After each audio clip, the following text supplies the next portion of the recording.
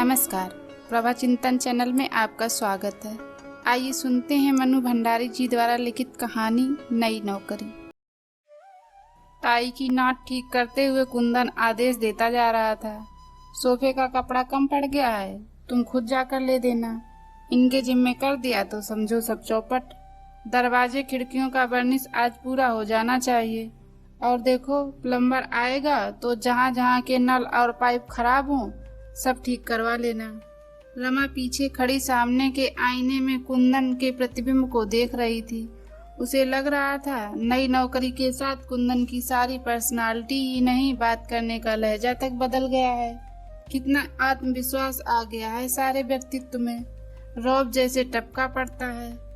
ओंठों के कोनों में चुरुट दबाए जाने से पहले इसने सारे घर का एक चक्कर लगाया।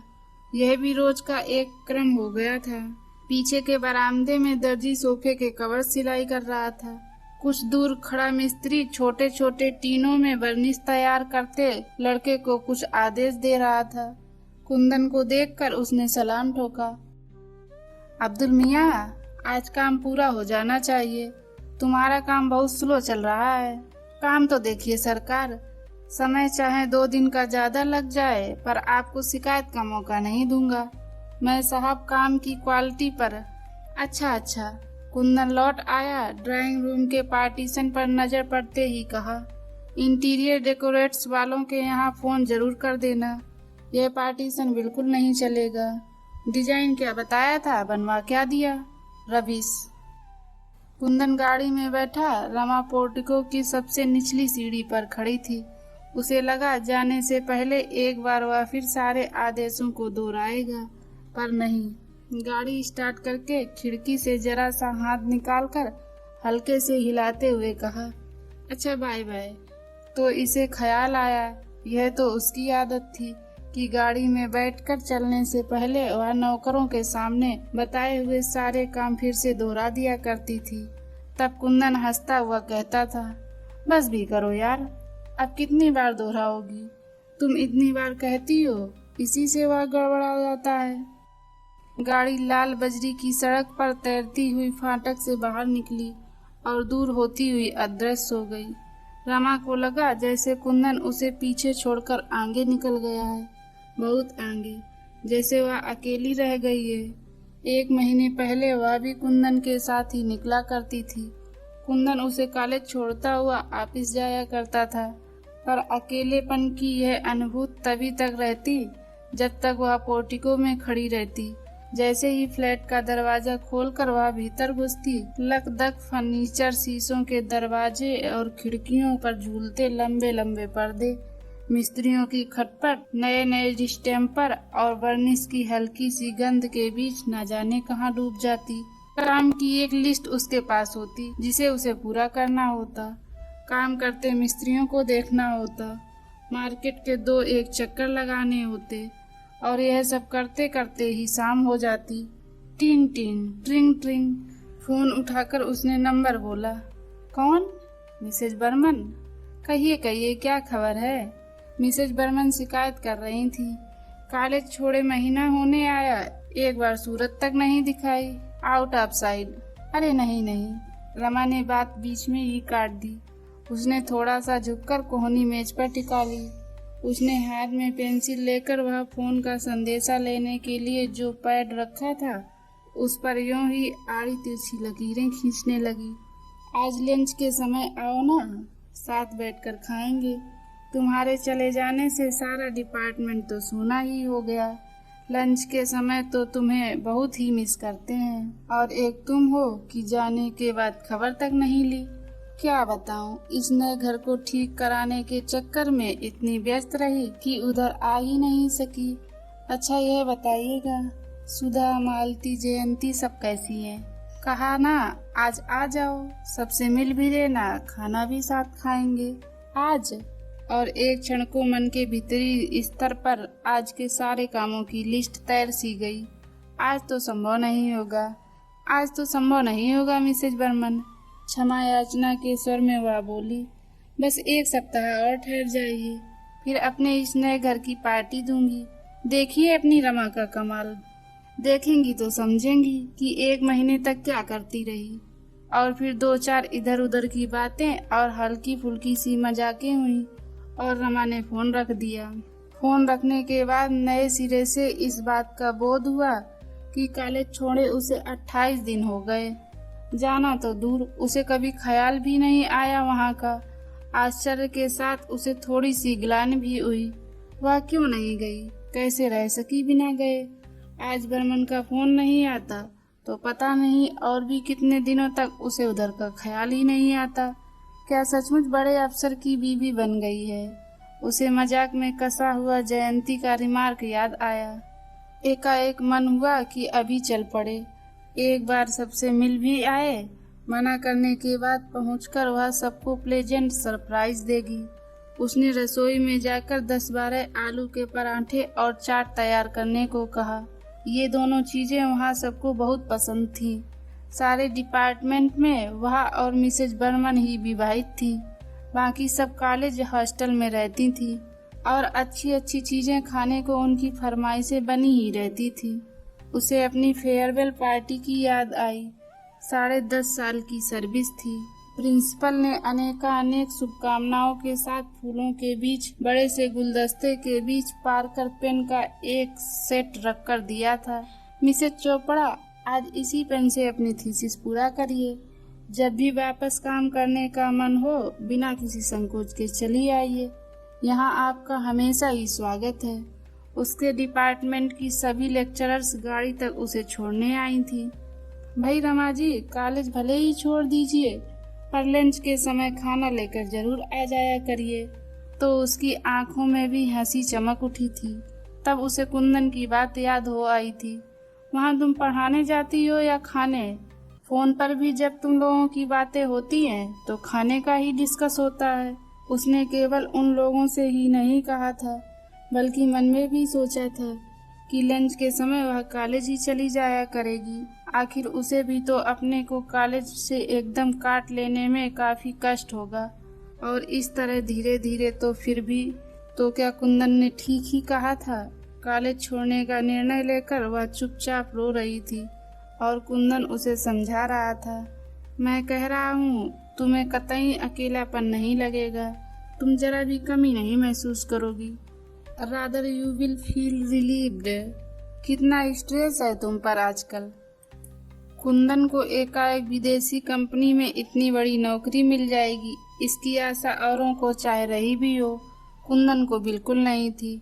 डॉक्टर फिशर से पिछले 8 साल से उसके संबंध थे, विशुद्ध व्यावसायिक संबंध। उनकी प्रशंसा और सद्व्यवहार को भी वह व्यावसायिक औपचारिकता से अधिक कुछ नहीं मानता था। पर 10-12 दिन तक केवल जश्न ही मनाया था रमा और कुंदन ने। पैसे की उसे इतनी लालसा नहीं थी, पर मारवाड़ी कंसर्न का काम उसके टेम्परामेंट के बिल्कुल अनुकूल नहीं था। रमा इस नए माहौल से नितांत अपरिचित नहीं थी। क्लब, डांस, डिनर, कॉकटेल, यह सब वह बचपन से देखती आई थी। बस देखती ही आई थी, उसमें अपने को कभी भुला नहीं पाई थी। डॉक्टर फिशर ने कुंदन को नई नौकरी ही नहीं दी थी, धीरे धीरे वे उसकी सारी जिंदगी का पैटर्न भी तय कर रहे थे। उसे 2-3 क्लबों का मेंबर बनना पड़ा। आए दिन कंपनियों के बड़े बड़े अफसरों को इंटरटेन करना पड़ता। विदेशियों को हिंदुस्तानी खाना खिलाने के बहाने उसे घर में बड़ी बड़ी पार्टियां करनी पड़ती। और 3 महीने पहले उसे कंपनी की ओर से यह फ्लैट मिल गया। उसने सोचा वह अपने इस नए घर को निहायत ही ओरिएंटल ढंग से सजाएगा। विदेशियों के लिए तो यही नवीनता होगी, पर घर के लिए नया फर्नीचर बनवाने, चुन चुन कर चीजें खरीदने के लिए दोनों में से किसी के पास भी समय नहीं था। कुंदन चाहता था यह काम रमा को करना चाहिए। उसकी रुचि बहुत अच्छी थी, यूं भी यह काम उसी का था। फिर उसकी सुरुचि और सुघड़ता के तो हल्ले भी तो थे मित्रों के बीच में, पर रमा के पास समय ही नहीं रहता। सवेरे उठकर वह बंटी को तैयार करके स्कूल भेजती, फिर खुद तैयार होती। तैयार होते होते ही वह नौकरों को आदेश देती जाती, सारे दिन का काम समझाती। नाश्ता करते करते वह अपना लेक्चर तैयार करती। तैयार तो क्या करती, बस सूंघ भर लेती। फिर 9 बजे कुंदन के ही साथ निकल जाती। 3 के करीब वह लौटती। थोड़ा आराम करती और फिर शाम की तैयारी। बाहर नहीं जाना होता तो घर में किसी को आना रहता। रात 11 साढ़े 11 पर वह सोती तो थक कर चूर हो जाती। कुंदन को उसी समय हल्की सी खुमारी चढ़ी रहती। कहता, डोंट बी सिली, पार्टी में कैसे थक जाती हो? गाड़ी में बैठकर जाती हो, खाना पीना हंसी मजाक इनमें भी कहीं थका जाता है। गाड़ी में बिठाकर मैं ले जाता हूँ। रमा तब केवल सूनी सूनी आंखों से उसे देखती रहती। मन के भीतरी परतों पर हिस्ट्री के वे टॉपिक्स तैरते रहते जो उसे पढ़ाने होते और उन्हें वह जबरन ही दिमाग से बाहर ढेलने का प्रयास करती। कुंदन उसे बताता रहता कि डॉक्टर फिशर उससे कितने खुश है, कितना इम्प्रेस कर रखा है उसने। एकाएक ही उसे अपना भविष्य बहुत उज्जवल दिखाई देने लगता है। पता नहीं थकान के कारण या किसी और वजह से वह इतना उत्साह में नहीं दिख पाती तो कुंदन बिगड़ पड़ता। क्या बात है, देखता हूँ तुम्हें कोई दिलचस्पी ही नहीं है मेरे सरप्राइज में। You seem to be. क्या बेकार की बातें करते हो, मुझे नींद आ रही है। कभी कुंदन फोन पर कह देता कि ठीक 7 बजे तैयार होकर रहना और आकर देखता कि वह तैयार हो रही है तो बिगड़ पड़ता। रमा, तुम्हें टाइम की सेंस कब आएगी? कभी घर पर खाना होता और कोई कसर रह जाती तो रात में बड़े संभल कर कहता, मैं यह नहीं कहता कि तुम खाना बनाओ, 3 नौकर तुम्हारे पास हैं, पर जरा सा देखभाल कर लिया करो। ऐसे मौकों पर रमा कुछ नहीं कहती। उस दिन कॉलेज में रमा को एक पेपर पढ़ना था। उसने खुद ही ऑफर किया था। सोचा था इसी बहाने एक टॉपिक तैयार हो जाएगा, पर बिल्कुल भी तैयार नहीं कर पाई। रात में लेटी तो रोना आ गया। मुझसे ये सब नहीं निपटा। लौटकर बिना कपड़े बदले ही कटे पेड़ की तरह पलंग पर गिरकर उसने कहा, क्या नहीं निपटा? ये रवैया मेरे बस का नहीं है। कितनी गिल्ट फील करती हूँ, बिना तैयार किए पढ़ाना लगता है। लड़कियों को चीट कर रही हूँ। 2 घंटे का समय भी मुझे अपने लिए नहीं मिलता। कुंदन सोच रहा था कि रात में रमा के साथ वह एक कमरे को अरेंज करने की योजना बनाएगा। कलर स्कीम के लिए उसने जैनसन निकलसन वालों से बात की थी। रमा की बात सुनी तो चुप रह गया। बंटी की रिपोर्ट देखी? हमेशा फर्स्ट आया करता था, इस बार 7th आया है। बगल में लेटकर रमा को अपनी ओर खींचते हुए कुंदन ने बहुत प्यार भरे लहजे में कहा, तो तुम उसे पढ़ाया करो। कब पढ़ाया करूं, तुम ही बताओ। शाम को 5 से 7 बजे का जो समय मिलता है उसमें वह खेलने जाता है, तो तुम ही बताओ मैं क्या करूं। बालों में हाथ फेरते हुए कुंदन ने बहुत ही मुलायम स्वर में पूछा, कल मुझे पेपर पढ़ना है। 15 दिन पहले टॉपिक मिला था, 1 लाइन भी नहीं लिखी है। अब कोई झूठा बहाना ही तो बनाना पड़ेगा। कुंदन की उंगलियां बालों पर से उतरकर गालों पर फिसलने लगी।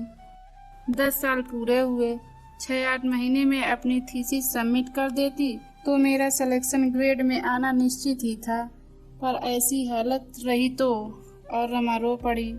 दूर कहीं कुंदन के कानों में डॉक्टर फिशर के शब्द गूंज रहे थे, जनवरी में जर्मन के डायरेक्टर आने वाले हैं, हमें यहाँ का सारा काम दिखाना होगा। एक नया प्लांट बिठाने की भी योजना है, उसके लिए कुछ रिस्पॉन्सिबल लोगों की जरूरत होगी। Some smart young man business में सोशल कॉन्टेक्ट्स पे करते हैं। You will have to be very social. Kundan को इन बातों में हमेशा अपने लिए कुछ संकेत, कुछ आश्वासन मिलते। लकली योर वाइफ, तुम मुझे छोड़ जाया करो, कोई जरूरी है कि मैं हर दिन तुम्हारे साथ ही जाया करूं। कुंदन कुछ देर उसे यूं ही सहलाता रहा, फिर एकाएक उसे बाहों में भरता सा बोला, तुम्हें छोड़कर आज तक मैं कहीं गया हूँ? जा सकता हूँ? ऑफिस के अलावा हमेशा हम साथ रहते हैं। तुम तो जानती हो कि तुम्हारे बिना मुझे कुछ भी अच्छा नहीं लगता। रमा खुद इस बात को जानती है।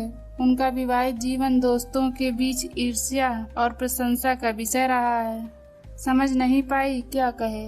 वह जब तक सो नहीं गई, कुंदन उसे प्यार से थपथपाता रहा। मेम साहब, पराठे अभी बनेंगे? चौंकते हुए रमा ने पूछा। फिर बोली, नहीं, 11:30 बजे बनाना है। 1 बजे हम कॉलेज जाएंगे आज। इतने में एक चक्कर बाहर का लगा आऊं और सोफे का कपड़ा लाकर दे दूं। उसने एक बार भीतर जाकर मिस्त्रियों को याद दिला दिया कि आज पॉलिश हर हालत में खत्म कर देनी है। फिर अपनी डायरी देखी, बाजार से और क्या क्या लाना है।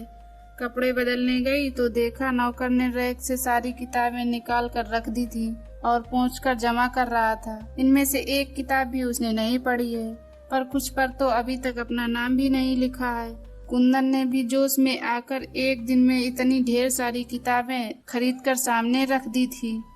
बात शुरू दूसरे स्तर पर हुई थी। कुंदन ऑफिस से लौटा ही था कि बिना किसी प्रसंग से रमा ने कहा, मैं कॉलेज छोड़ दूंगी।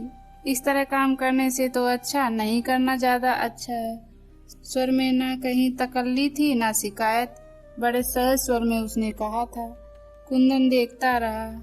यही वाक्य था जिसे उसने अनेक बार अनेक तरह से मन ही मन में दोहराया था, पर कहने का मौका ही नहीं मिलता था। अब तो उसे यह और भी जरूरी लग रहा था, क्योंकि जनवरी तक उसे अपना सारा घर डेकोरेट करना था, ओरिएंटल स्टाइल पर। फिर भी उसने पूछा, क्या बात हो गई? कुछ नहीं। कुंदन को इस समय और बात खींचना अच्छा नहीं लगा। चाय का प्याला हाथ में लिए ही लान में निकल गया। कैटेक्स की जितनी वैरायटी ला सकता था लाकर फाटक के दोनों ओर बड़ी खूबसूरत राखीज बनाई थी, पर लान से वह अभी भी संतुष्ट नहीं था।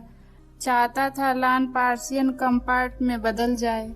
रात में फिर वही प्रसंग चला।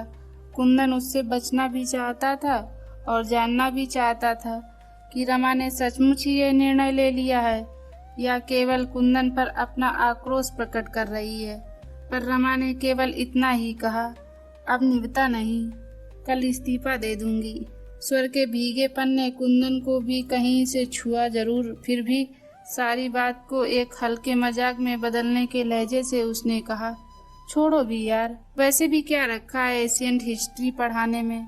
चोल वंश चेदी वंश के बारे में ना भी जानेंगे तो कौन सी जिंदगी हराम हो जाएगी। रमा चुप। इससे तो तुम खूब किताबें पढ़ो, मैगजीन पढ़ो, कुछ छुटपुट क्लासेस अटेंड कर लो, बंटी को पढ़ाओ, दुनिया भर के बच्चों को पढ़ाओ और अपना बच्चा निगलेक्ट हो। रमा चुप। कुंदन उस चुप्पी पर खींच आया, फिर भी अपने स्वर को भसकर संयत बनाकर बोला, तुम्हें शायद लग रहा है कि मेरी वजह से, इस नई नौकरी की वजह से तुम्हें अपना काम छोड़ना पड़ रहा है, पर यह तो सोचो मुझे इस नौकरी में क्या दिलचस्पी है। तुम्हारे लिए, बंटी के लिए। मैंने तो ऐसा नहीं कहा। मैं तो यही सोचती रही थी कि आखिर मेरे मन के संतोष के लिए क्या होगा। मेरा संतोष तुम्हारा संतोष नहीं है। मेरी तरक्की तुम्हारी तरक्की नहीं है क्यों नहीं? मेरा यह मतलब नहीं था। 10 साल से काम कर रही थी, छोड़ दूंगी तो मेरा मन कैसे लगेगा? मैं तो सोचता हूँ तुम्हें यह सब सोचने का समय ही नहीं मिलेगा। और शाम को उसने 3 बंडल किताबें लाकर सामने रख दी थी, और सचमुच उसके बाद उसे यह सब सोचने का समय ही कब मिला। आज भी मिसेस बर्मन के टेलीफोन ने ही उसे कॉलेज की याद दिलाई, वरना सारे दिन गाड़ी में घूम घूम कर उसने घर का सामान खरीदा है। पर्दों के लिए उसने लूम वालों से यह तय किया कि 40 गज कपड़ा बनवाकर वह उस डिजाइन को नष्ट कर देंगे, जिससे वैसे पर्दे और कहीं देखने को भी ना मिले। डिजाइन भी उसने खुद पसंद करके बनवाया था। राजस्थान की किसी रियायत का बहुत सा सामान नीलाम हुआ था। कितने दिनों तक वह वहां जा जाकर बैठी थी। पुरानी पेंटिंग्स, झाड़ फानुस और भी सजावट की छोटी मोटी चीजें उसने खरीदी थी। आज दरवाजों का पॉलिश समाप्त हो जाएगा तो सारा सामान जमाना है। डायरेक्टर मुंबई आ गए हैं, अगले हफ्ते तक यहाँ आ जाएंगे। तब तक वह सब जमा लेगी। इंटीरियर डेकोरेट्स वालों के यहाँ से एक आदमी बराबर आता रहा है। तभी उसे फोन का ख्याल आया। लाइन एंगेज्ड थी। वह बाहर जाने के लिए निकल ही रही थी कि टेलीफोन की घंटी बजी। रमा ने रिसीवर उठाकर अपना नंबर बोला। ओहो, मैं सोच रहा था तुम कहीं मार्केट के लिए नहीं निकल गई होगी। बस निकल ही रही थी। सुनो डार्लिंग, लंच पर मेरे साथ एक साहब होंगे, यहीं के हैं। बहुत फॉर्मल होने की जरूरत नहीं है, बस जरा सा देख लेना। डेकोरेटर को फोन किया था पर लाइन नहीं मिली। लौटकर फिर करूंगी। ओके। रसोई में जाकर रमा ने कहा, थोड़ी सब्जियां उबाल कर इन उबले हुए आलूओं में मिला दो, परांठे नहीं बनेंगे, वेजिटेबल कटलेट बना देना। फिर उसने फ्रिज खोल कर देखा, सब कुछ था। जब वह कॉलेज जाती थी तो कुंदन का लंच ऑफिस जाता था, पर आजकल वह लंच के लिए घर ही आता है। 1 तारीख लंच के लिए कुंदन आया। जब भी वह घर आता एक बार सारे घर का चक्कर लगाता, इस नई साज सज्जा को हर एंगल से देखता और उसके चेहरे पर एक संतोष में गर्भयुक्त उल्लास चमकने लगता। कभी कभी इसी उल्लास में रमा को बाहें में भरता हुआ कहता, यू आर रियली वंडरफुल। यूं खुले में चूमने की मर्यादा वह तोड़ नहीं पाया था। उसी से केवल उसे दबाकर छोड़ देता। पूरा चक्कर लगाकर बोला, I think everything is in tune. क्यों? कलफ लगा नैपकिन फड़फड़ाता हुआ उसकी गोद में फैल गया। अब कोई आए मुझे नहीं चिंता। 5 तारीख को डायरेक्टर आ रहे हैं। मैं इस बार एक बड़ी पार्टी घर पर ही करूँगा। रमा खाती भी जा रही थी और उसकी प्लेट का ध्यान भी रख रही थी। जो चीज खत्म हो जाती रख देती। बस यार वो रोक पटकना है कि डायरेक्टर की नजरों में जम जाऊं। एक बार ये लोग इम्प्रेस हो जाएं तो रास्ता साफ है। डॉक्टर फिशर तो जब भी कोई मौका आएगा मेरे फेवर में ही राय देंगे। रमा कुंदन के बच्चों जैसे पुलकमय आवेश पर मंद मंद मुस्कुराती रही। मेम साहब आपका फोन है। किसका है? बोलो बाद में करें, मेम साहब इस समय लंच ले रही हैं।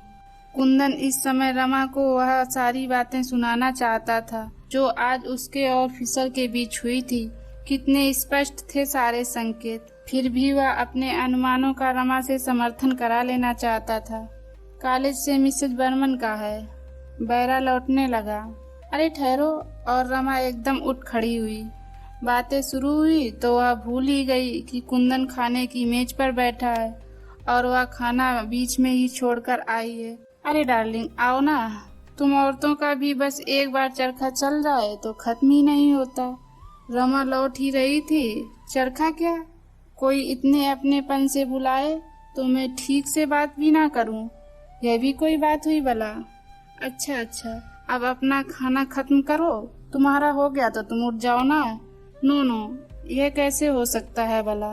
खाने के बाद कॉफी लेकर इजी चेयर पर आराम करते हुए कुंदन ने सिगरेट सुलगा ली और गोल गोल छल्लों के रूप में धुआं सुलगाता रहा। फिर रोज की तरह 5 मिनट के लिए आंख मूंद ली। रमा अखबार पलटने लगी। अब चलें? झटके से कुंदन उठ खड़ा हुआ। कोट उठाया तो तनख्वाह की याद आई। भीतर की जेब से नोट के बंडल निकाले, एक बड़ा दूसरा छोटा। अरे यह क्या, तनख्वाह ले आए? आज क्या 1 तारीख हो गई? रमा को आजकल तारीख और दिनों का कुछ ख्याल ही नहीं रहता। ये आया बैरा और खान सामा के हैं। 80 और 100। छोटा बंडल बढ़ाते हुए कुंदन ने कहा। रमा ने बंडल ले लिया। और यह तुम्हारा है। फिर जरा सा झुककर बोला, अब जो मुनासिब समझो इस गुलाम को 5 सिगरेट के लिए दे देना। और हंस पड़ा। रमा भी मुस्कुरा दी। Bye bye. और लाल बजरी की सड़क पर तैरती हुई कुंदन की कार रमा को वहीं छोड़कर आगे चली गई। दोस्तों यह कहानी आपको कैसी लगी हमें कमेंट में बताएं और चैनल को सब्सक्राइब करना मत भूलिएगा। मिलते हैं एक और नई कहानी के साथ। तब तक के लिए जय हिंद।